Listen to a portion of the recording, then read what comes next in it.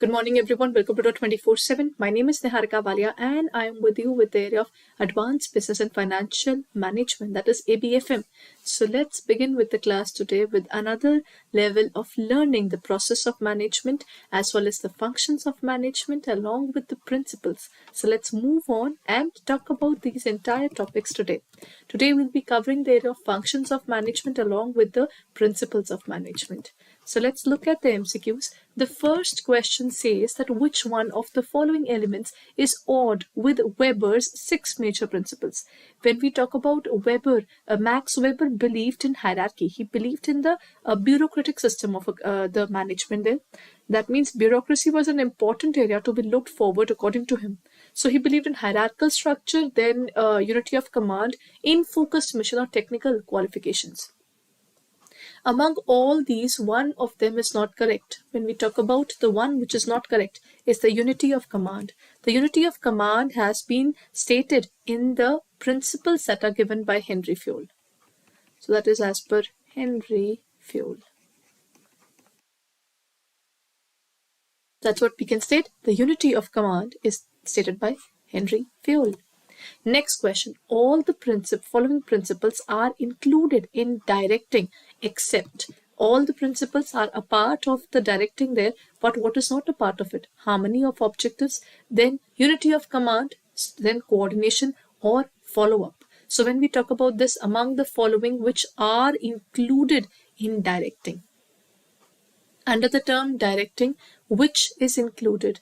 Harmony of objectives, that means maintaining the objectives in such a way that whatever the objectives are, we are going along with that. The second one is unity of command, which says one organization, one superior, one subordinate, to have that relationship. Then the coordination, that means to have a sync with the other person. And then follow up, that means whatever we are dealing with, whatever you feel is correct or not, we'll be discussing that part as well. So what is the correct answer? The correct answer as per this is coordination. Coordination is known as the essence of management. This is not a function, as though when it was introduced, it was given by Henry Fayol that it's a function. But if you look forward towards it in detail now, it's not a function of management. It's basically the essence of management. Management cannot survive without coordination. We have to coordinate now. We started the classes. Now when we talk about the classes, what is going on in terms of the classes? How do you come to know about it? Just because you and I, we coordinate and we have our class at a specific point of time. So that's what we define as coordination. Next point, the flow of communication among the same level of people is known as upward communication, downward, horizontal or formal communication. Upward communication means if I am a junior, I will respond to my senior. Then downward means a superior. If I am a superior, I would be telling my junior. A junior will report and the senior will have an authority over the junior. Then downward and upward done. Horizontal means if I am a manager number 1 of a specific area, you are a manager number 2 of certain area, we both have a contact with each other. That is what we define as the horizontal communication. The last one is formal communication. Formal communication means the communication which is arising out of the need of an organizational structure. That means this is as per the organizational structure. Right? That is how we define as the formal communication. The correct answer when two managers at the same level means M1 is equal to M2. That is horizontal communication. Right? Next point. Under Fayol's 14 principles of management, which one of the following factor is related with the esprit de corps? Esprit de corps is division of work, teamwork, personal ability or personal interest. When we talk about 14 principles of management, which would include 14 principles of management were discipline, order, centralization and decentralization, unity of command, unity of direction. Then we have esprit de corps. Then we have authority and responsibility. Then we have scalar chain, stability of tenure of a personnel. Then Then comes substitution of individual interest to general interest. So there are many of these. There are overall 14 of these. Among them is Esprit de Corps. Esprit de Corps talks about unity is strength. It talks about ekta mein bal hai, or unity is strength, which means we work together in order to achieve the goals of the organization. That is what they define as the teamwork. It's also called unity is strength. Right? Next is the heuristic techniques refer to the trial and error technique, group decision making technique, brainstorming technique, or critical problem solving technique. When we talk about the heuristic technique, it includes trial and error technique, group decision making technique, brainstorming technique, or the critical problem solving technique. The answer to heuristic approach or heuristic technique is it's a trial and error method. The methods that we use in order to find out whether we are going right or we are going wrong, then what the first thing that we'll be dealing with is the trial and error. That means first of all, we try various methods and then we would find out what can we do. That is trial and error. But over a period of time, they have moved towards the method study. That means you try different methods and you find out the best one and you apply the best one. That is heuristic technique. The heuristic technique is basically the problem-specific approach that employs a practical method and that often provides sufficient accuracy for the immediate goals. Next point, what is exactly directing everyone? Directing is one of the functions of management, right? So if it's one among the functions of management, does it include it's a discrete process, a continuous process, a one-way, or a circular process? How do we define directing? Directing is basically a process which is discrete. That means it depends upon us when we want to do it and when we don't want to do it. It's a continuous process. It's a one-way process. That means I am going to answer you. I'm going to tell you what to do and what not to do, or circular process. What would you call it? It's basically a continuous process. You can't stop telling people what to do and what not to do. In our country, if you stop telling people what to do, they'll stop doing the work altogether. There's nothing called automation in terms of the working. You have to keep on motivating people. Number one is you have to keep on supervising them, whatever they are doing. So one thing is supervision. Second thing is motivation. Third thing is leadership. And last thing is communication. Stop any of these for a moment and your organization would be badly hurt. So the point is we have SMLC, supervision, motivation, leadership, as well as communication, which keeps the organization alive in terms of their working. So the correct answer is SMLC. It's a continuous process. You cannot stop looking at people. You cannot stop motivating them. You cannot stop leading them. And at the same time, you cannot stop the communication. Every single day, whenever we are having a classes, the lectures are being communicated with the faculty. The lectures are being told towards the students or the bankers, whosoever are studying there. So it is basically a continuous process. The people who are working and the people with whom they are working, everybody is being communicated every single day. Along with that, there's a strong leadership requirement. Along with that, there's a motivation because everybody gets demotivated during their work. So that means everybody gets tired of whatever they are doing and then they really need to work upon that, isn't it? So that is what they look forward to. It's a continuous process. Then comes the scientific management is concerned with cooperation, not individualism, increased production through long experience, application of scientific principles to the management of production, or increased sales. Scientific management is concerned with, when we talk about the scientific management, it is basically a method which says that you need to look forward towards working not on the basis of heuristic technique. That means don't go for trial and error. Just go for the various studies that you would, various methods that you would like to study. Find the best one and then apply it. There shouldn't be such a situation where you have the management in a way that you are always looking forward to. Let's try this time. Let's try that time. That is not allowed. That is not a good way to work forward. So that means in terms of this method, what they do is the scientific management is concerned with What exactly? It is concerned with application of scientific principles to the management of production. We will use all the scientific techniques. For example, standardization and simplification of work. Then we have work study. Then we have work study. The second one is basically fatigue study, motion study, method study. What is that? It is basically it is scientific management. It is going to be scientific management, right? The management which is based upon the scientific way of working rather than the random way of working in order to grow further. Which of the following was suggested by Fuel? Management by exception, unity of direction, delegation of authority, or centralization?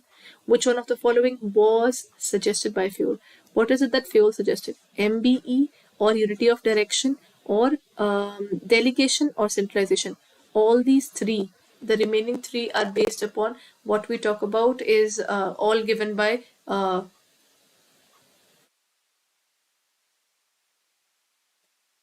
this is given by Henry Fuel only. Unity of direction is a part of his working. Then in terms of the delegation is also a concept that he has given up. So there are multiple things that can be covered up in this. But when we talk about MBE, that is not given by him. I think this question requires a little change because when we talk about it, centralization and decentralization is a part of one of their principles. So since this is half, so we can remove it. At the same time, when we say delegation of authority, delegation is not a part of it, but authority and responsibility is. So if we go by the name, then the correct answer would be unity of direction. That means one organizational, one plan. Don't go for multiple plans for one organization. It is going to mess up the entire situation. They will not be able to grow in a proper way. So it would be one organization, one plan. That is unity of direction.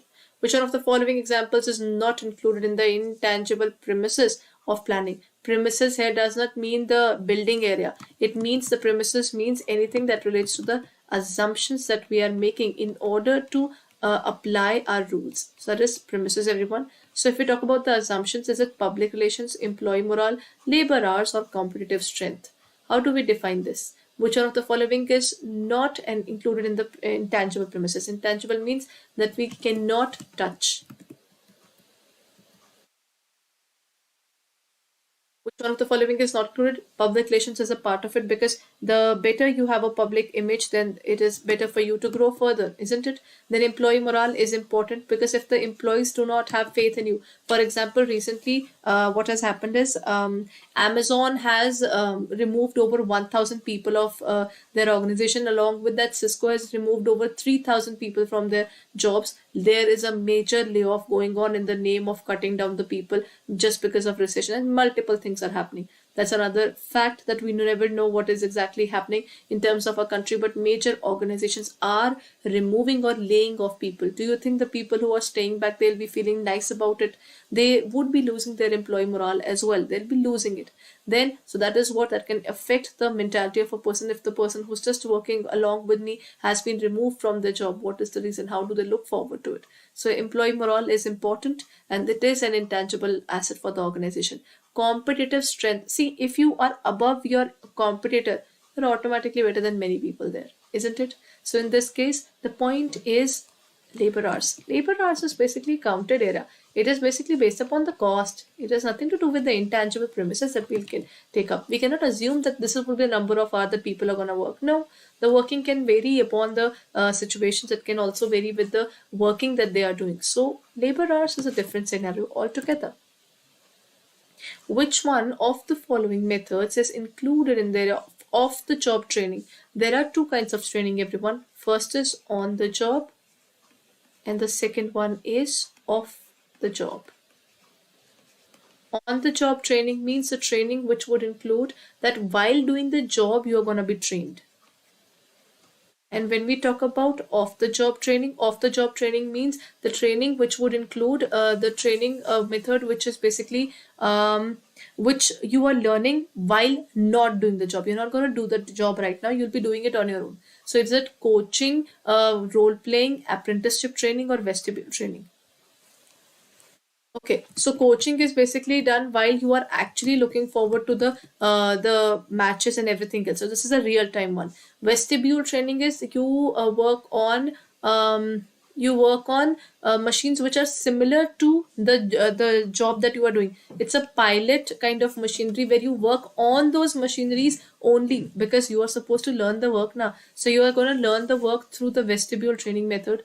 Apprenticeship is basically based upon the labor worker. For example, the what would it include? It would include yes, it would include our plumbers, electricians, and anybody who's working on our mechanics. Then these are all the people who are looking forward towards skilled job. They are into the skilled job, but they are skilled and semi-skilled ones. So there they are working upon those jobs and learning it. That's not a part of it at all. The last one is role playing. Under role playing, I put you into a situation that what if you are in this situation? What will you do in this situation? That is what they call as role playing, right? The correct answer is role playing because you do it, but you do not do it while doing the job. First of all, you take a pause, you have some kind of case studies in front of you, you are given a certain situation, and then you take that role and then you decide what you are supposed to do and what you are not supposed to do. On the basis of this work, you decide what would be your next step in terms of working.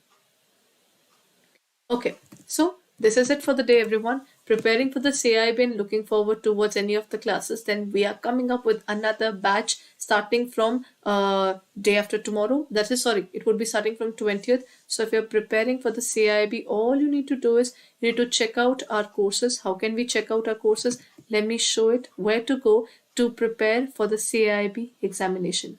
Let's look forward to it. You have to go towards the area of, click on the area of all courses, go down there. Sorry, in the second area you get the JAIIB and CAIIB. Under this, go on to the area of CAIIB 2023 where you will get the batch 3.0 coming up for starting from the January. That would include ABM, BFM, ABFM as well as the BRBL. So all the things are coming up, 3 batches coming together. We have got our first batch already going on. The second batch has also started on Jan 2 and the third batch starting from January 20th.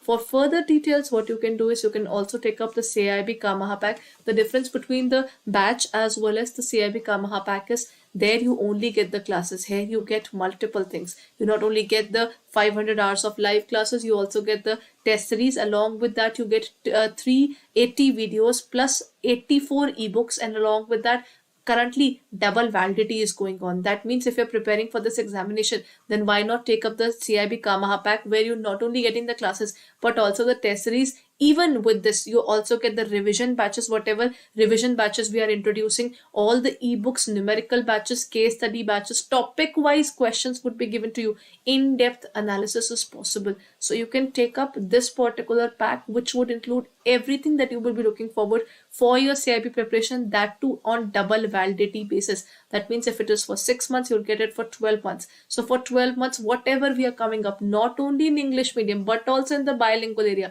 whatever we are coming up in these classes would be opened up for you under CAIIB Kamaha pack. So if you're preparing for CAIIB, this is the perfect time to look forward to it, as along with the double validity, you have also got a particular option of taking the discount of 81%. It would cost you 7199.20, where you will get the entire CAIIB, whatever we are coming up for the CAIIB examination under this area. So if you're preparing for this examination, then kindly hurry up because the new batch is just about to start, and this is where you can look forward to our classes. So we'll be meeting in our classes, everyone. Thank you so much for being there. Have a nice day.